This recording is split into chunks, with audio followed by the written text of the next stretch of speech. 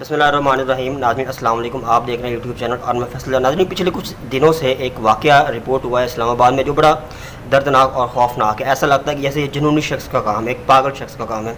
नूर मुकद्दम और ज़ाहिर जाफ़री का आप लोगों ने सुना होगा, खूब चर्चा है इसके ऊपर सोशल मीडिया के ऊपर। और मैं पिछले कुछ दिनों से ये सोच रहा था कि इसके ऊपर बात ना करूँ क्योंकि ये किसी का पर्सनल मामला है, किसी की ज़ाती ज़िंदगी है।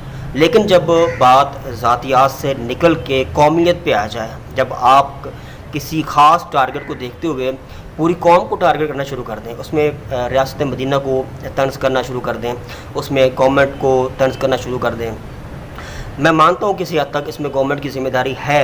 लेकिन अगर आप थोड़ा सा इस पॉइंट को देखें तो इसमें जो पहली फर्स्ट प्रायोरिटी है, ये जो पहली ज़िम्मेदारी है वो वालिदैन की पेश आती है।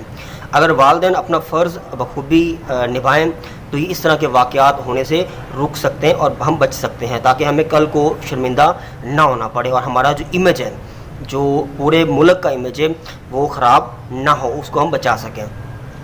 ये जो मुल्ज़िम है ज़ाहिर जाफ़री और नूर मुकद्दम, इन दोनों के आपस में गहरे ताल्लुकात थे।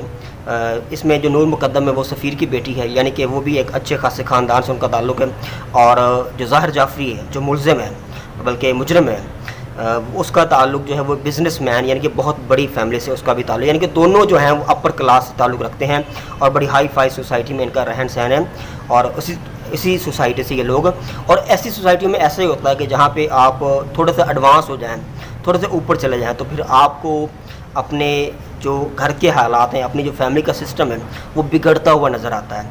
वहाँ पे ना भाई को बहन का पता होता है, ना बहन को माँ का पता होता है, और ना माँ को बहन का, और ना बाप को अपनी औलाद का पता होता है। जब हम इस तरह की चीज़ों से नावाकिफ़ होंगे, जब हमें ये नहीं पता होगा कि हमारी बेटी रात को किसी डांस पार्टी में जा रही है या किसी फंक्शन में जा रही है, या जिस मर्ज़ी लड़की के साथ वो ताल्लुकात बनाए, ख़त्म करे, फिर नया के साथ बनाए, हमें कोई एतराज़ नहीं होता, तो फिर इस तरह के वाक़यात ही होंगे हमारे माशरे के अंदर। तो पहली ज़िम्मेदारी, मैं फिर कह रहा हूँ, मैं कोई इसकी जस्टिफिकेशन नहीं दे रहा हूँ, मैं कोई मुल्ज़िम को सपोर्ट नहीं कर रहा हूँ या उसको मैं डिफेंड नहीं कर रहा हूँ। मैं फिर भी कह रहा हूँ कि जो पहली ज़िम्मेदारी है वो वालिदैन की है। वालिदैन का काम है कि अपनी औलाद को समझाए, उनसे पूछे कि वो क्या कर रहे हैं, उनकी क्या एक्टिविटीज़ हैं, और वो कहाँ पे जाते हैं, क्या करते हैं, और किस तरह के उन्होंने दोस्त बनाए। नूर मुकद्दम और ज़ाहिर जाफ़री की आपस में काफ़ी गहरी दोस्ती थी काफ़ी अरसे से। फिर एक दिन नूर मुकद्दम ने अपने ताल्लुकात ख़त्म करने की धमकी दी, जिस पर ज़ाहिर जाफ़री ने उसको टॉर्चर किया और तशद्दुद का निशाना बनाया। इतना इस हद तक उसने उसके ऊपर टॉर्चर किया कि वो करीबुल मर गई, यानी कि मरने के बिल्कुल करीब पहुंच गई। एक दफ़ा उसने भागने की कोशिश की, लिहाजा वो भागने में नाकाम रही। उसने दोबारा उसको पकड़ लिया, पकड़ के उसने उसको पहले तो कत्ल कर दिया उसका, और फिर उसका जो सर तन से जुदा कर दिया। इस वाक़े को जब आप स्टडी करते हैं, जब आप इसके ऊपर रिसर्च करते हैं, तो ऐसा लगता है कि जैसे ये कोई नॉर्मल इंसान का काम नहीं है, ये एक अब नॉर्मल इंसान का काम है, यानी कि जुनूनी शख्स या पागल शख्स इस तरह की हरकत या इस तरह की हरकत कर सकता है। जिस पर इससे चंद दिन पहले भी एक वाक़या रूनुमा हुआ था इस्लामाबाद के अंदर। उस्मान मिर्ज़ा नामी एक दरिंदे ने इसी तरह का एक कपल के साथ, एक जोड़े के साथ उनकी वीडियो सोशल मीडिया के ऊपर वायरल की थी और उनके साथ काफ़ी इस तरह का टॉर्चर वगैरह किया था ज़हनी तौर पर उनको। तो मैं फिर से आपको ये दोहरा रहा हूँ कि इस पे वो वाक़या हो या ये वाक़या हो, इन दोनों वाक़यात के अंदर माँ बाप का रोल बहुत अहम होता है। जब आपको अपनी औलाद का ही नहीं पता कि वो क्या कर रही है, कहाँ पे जा रही है, तो फिर ऐसे ही इस ख़ास वाक़े को लेके एक जो ग्रोह है, जो जत्था है चंद एक लोगों का, वो एक्टिव हो गया है।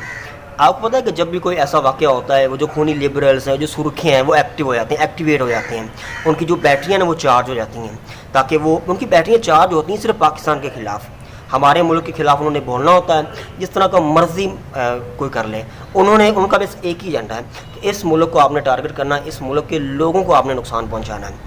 अब ये वाक़यात, इस तरह के वाक़यात पूरी दुनिया में होते हैं। मैं अभी आगे चल के आपको बताऊँगा फैक्ट्स कि लोग क्या समझते हैं। और इस तरह का माहौल पैदा किया जा रहा है कि जैसे पाकिस्तान में एक घुटन ज़्यादा माहौल पैदा किया जा रहा है कि पाकिस्तान अब तो रहने के काबिल नहीं रहा, लिहाजा जो लोग ज़िंदा रहना चाहते हैं वो इस मुल्क को छोड़ दें और कहीं और शिफ्ट हो जाएं। कहाँ जाना चाहते हैं वो भी आपको बताऊंगा कि जिन मुल्कों में जाने की वो तमन्ना करते हैं ना, या जिन मुल्कों के वीज़ों के लिए वो लाइनों में खड़े होते हैं या सिक्योरिटी के नाम पर अपने कपड़े तक उतरवा लेते हैं, उन मुल्कों की क्या हालत है वो भी आपको मैं आगे चल के तफसील से बताऊंगा कि क्या सूरत हाल वहाँ पे इस वक्त चल रही है।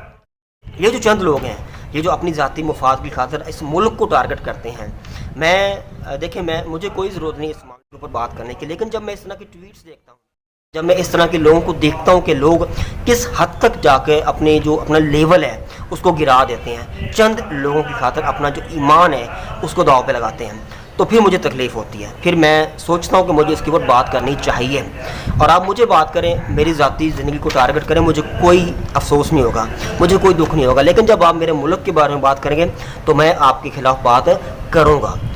जिसने जो मर्ज़ी सोचना सोचे, इससे मुझे कोई फ़र्क नहीं पड़ता, क्योंकि यहाँ पे बात है कौमियत की, यहाँ पे बात है मुल्क की, यहाँ पे बात है प्यारे पाकिस्तान की।